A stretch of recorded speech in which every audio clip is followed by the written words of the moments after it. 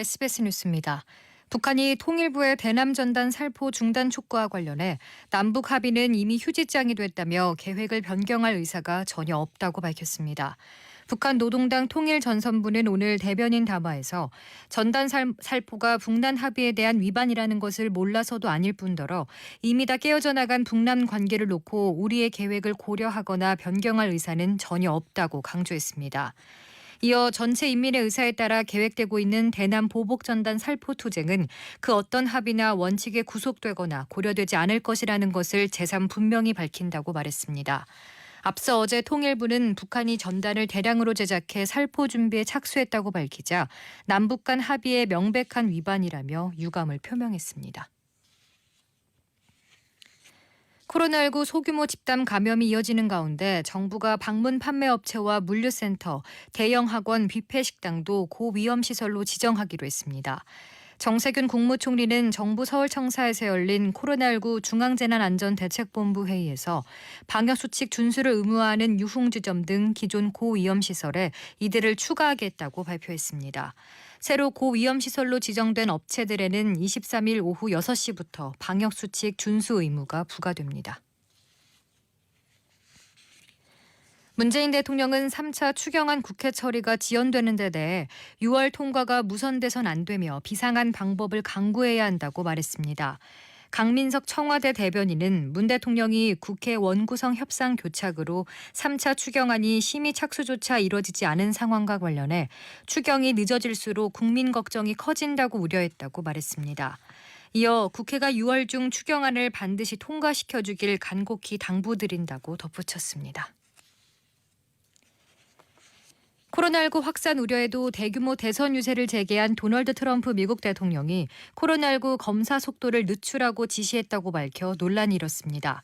코로나19 검사를 확대하면 코로나19 확진자 수가 너무 많이 늘어나 정부의 양날의 칼이 되기 때문이란 겁니다.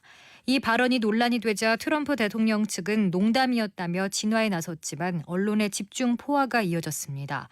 현재 미국은 코로나19 누적 확진자가 233만 명, 사망자는 12만 1,900명으로 세계에서 가장 많습니다.